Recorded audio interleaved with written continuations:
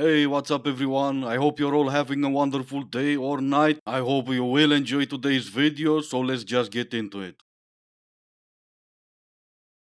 This is an immediate deal breaker for me. I don't know if it's too harsh, but to me it makes complete sense. When a guy asks to Snapchat, I am 29 years old. I am talking to men that are no younger than 28. Why are we asking to Snapchat? Literally, there's nothing that sounds less appealing to me than having like a little Snapchat romance.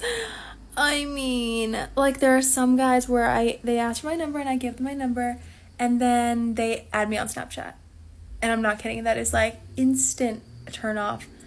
I literally think it's just a full-blown deal breaker because anyone who's like mature and actually wants to get to know someone, meet someone, have a serious adult relationship, I don't think they'll be on Snapchat like that.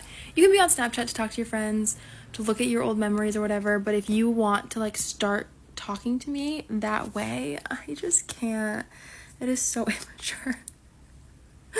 I can't. Honestly, I think I need to do like a little experiment to just see, because for so long I've been like, no.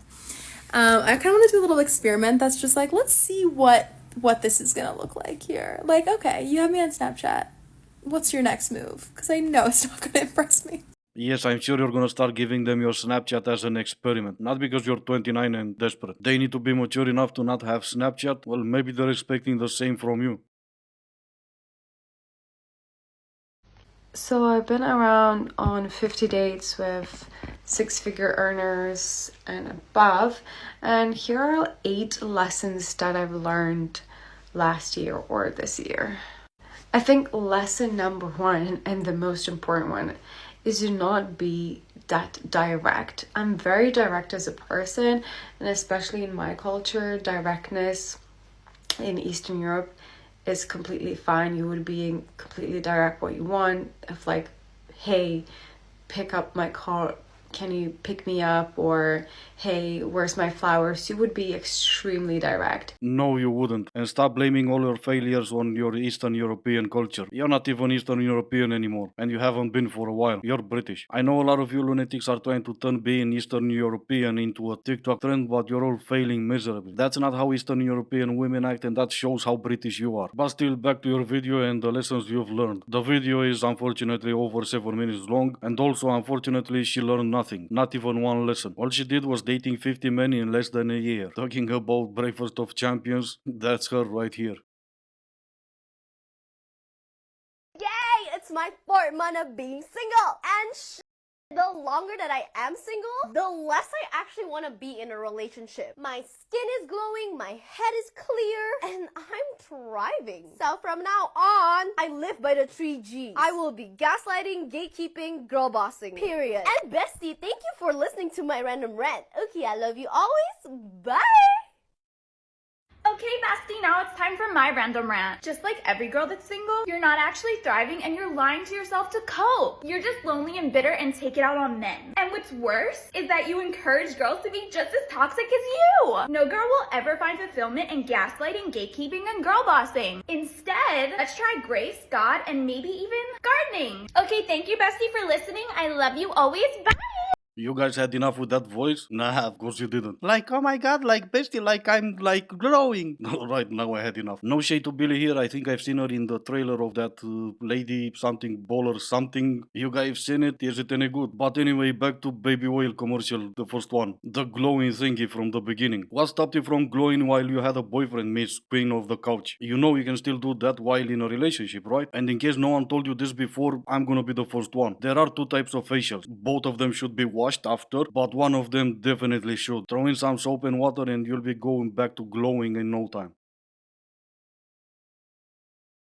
Let's talk about things he does that you think are a big deal and mean a lot, but are actually bare minimum behavior and mean nothing. The last one may shock you. I feel like a lot of women still don't really understand what bare minimum behavior means. And obviously this can vary depending on your standards, depending on how you value yourself, and just the things you prioritize in a relationship. So if you disagree with any of these, let me know in the comments. I'm totally open to conversation, but let's get into it. Let's start off with a simple one. Opening the car door for you is bare minimum behavior and does not really mean anything. It just means that he's literally opening the car door for you to try to seems chivalrous and nice, but that does not mean that he is like the most amazing guy you've ever dated. Well, he's taking you on a date, so he has no standard. And still, he might not be the most amazing guy, but he can be the most amazing guy you ever dated. Because for you, anyone above Gollum's level is dating down. Bare minimum, every little thing he does for you is something he's doing for you. At worst, that's normal human interaction. And you're pretty much saying normal human interaction coming from a man to you is the bare minimum. That's part of the reason men stop doing things for you, because you consider everything the bare minimum. And not just that, but in most cases, you're not even worth the effort. But since your entire video was just one dumb idea after another, let's get you to the part that was supposed to shock me. And number 3 is he texts you constantly, frequently. That means absolutely nothing, and he may just be using you as a source of entertainment and validation. Let me know if you guys want me to do a part 2, because I have a few other ones.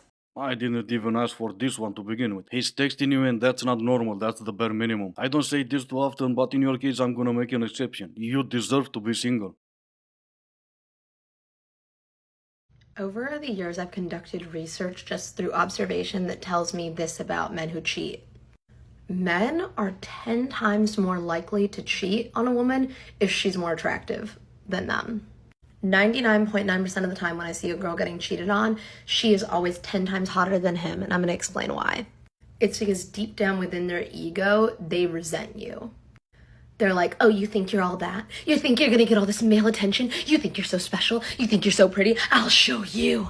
I really do think they all had a meeting and they all decided to stop taking their medication and also become experts on men on TikTok. Yeah, first of all, they're not all 10 times hotter. Second of all, not all those men cheat. And third of all, if they did, that's not why. There's tens of reasons why, but that's not one of them. One could be that outside of your looks, you have nothing else. And obviously, just like in your case, every woman has one and every woman thinks hers is the best. And then they even withhold that as a form of punishment. So you're not even giving him the only one thing you had to give. And no, obviously, I don't condone cheating even for a second. But since we're on the subject, listen to this. Most women say all men cheat, but on the Maury show, 90% of men are not the father. I'm sure she would have an explanation for this, not a reasonable one, but no one's expecting that from her. And she will probably say, yeah, but those women were not 10 times hotter than their husband.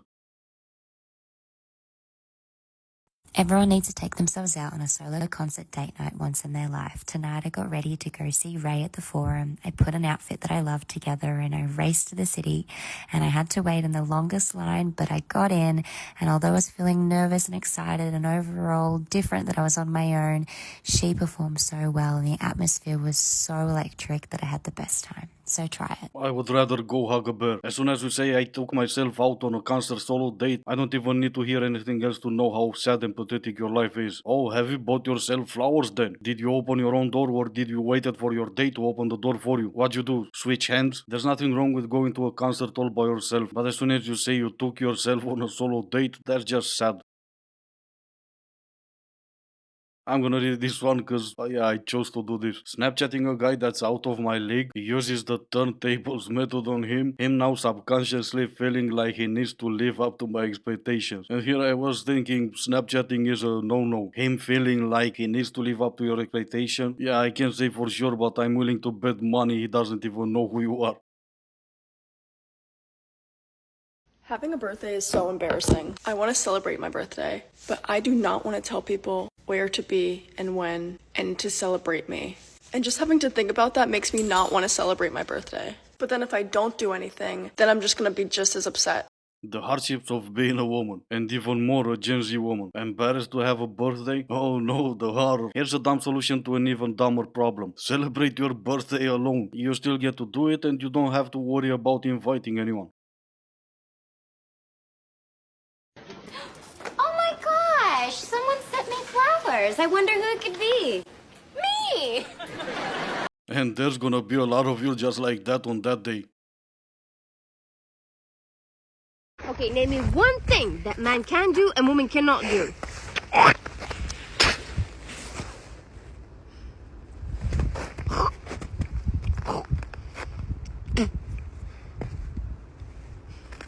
10 out of 10 for trying. For succeeding, maybe a 4. But I will name you one thing that you can never do. You had one too many, maybe you go out in the snow, you whip it out and you write John and Jane equals love, and you add a little heart at the end, and you're so proud of yourself that you call her, hey honey, come see. Anyway, this is gonna be the end of the video. As always, I do hope you enjoyed it. If you didn't, I still appreciate you for making it this far. Thank you all so much for watching. Stay safe, and I will see you in the next one.